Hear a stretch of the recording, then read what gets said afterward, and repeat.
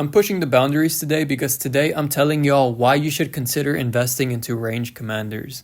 I get that no one wants to do it because of the gear. It's so expensive to make and collecting blueprints can take a while and it's so late in the game already and so many people complain that it's not a fun way to play or it's not honorable. There's already so much negativity going around against it that the players that know nothing about them already hate on them too.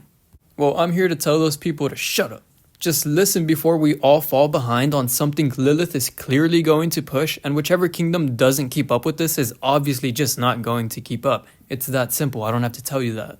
Because we have seen the reports on what the new range commanders can do, and if you haven't seen them, then I'm sure you've heard some stuff about them, and if you haven't heard anything about them, then good luck. You need to learn before it's too late. And I think this goes especially for the cavalry players who don't know what to do with their sculptures while looking at their two newest single target damage commanders for the second time in a row. Wait to see how they perform first when they get released, obviously, but if it doesn't work out, consider ranged. Archers just got done with a double AoE cycle, and so this next one will probably be a single target damage commander, and that's a long time from now, so y'all can do this too. As far as infantry, maybe I'm just being a hypocrite, but they had a double whammy on good commanders being Liu Che and Gorgo for the open field, and Gorgo was really unexpected. So if infantry gets a single target damage commander that isn't good, or they get something that flops this time around, I'm making the transition to getting a ranged march, and the way I'll do it is I'll get Margaret through the tavern. I'll simply choose 10 of her sculptures in the tavern to unlock her after using 100 keys, and then after that I'll go with Gonzalo de Cordoba. Or if you want to hear it correctly, it's Gonzalo de Cordoba, but I'm not going to be saying it like that after this anymore. One reason to consider ranged is it's mad annoying fighting with a bunch of marches on the open field. It's inevitable for your marches to get swarmed down too, because when you choose to attack someone, your marches actually surround the enemy, causing your guys to cross into enemy lines because they will go behind the enemy just to surround them. And that's when your marches get swarmed, so you have to constantly pull back.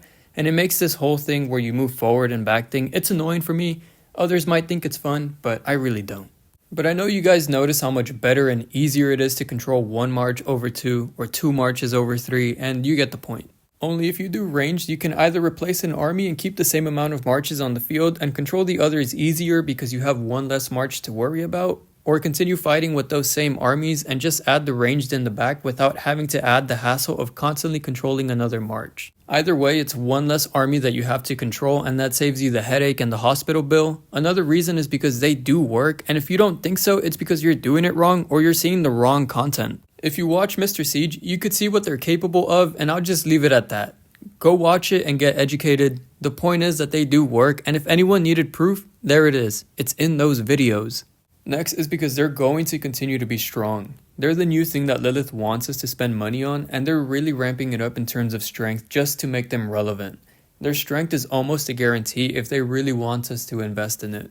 There's no way that they made changes to the formation system and created gear for them and then they're just gonna let them be weak. On top of all of this, another reason is because you don't have to fully invest in them when it comes to sculptures.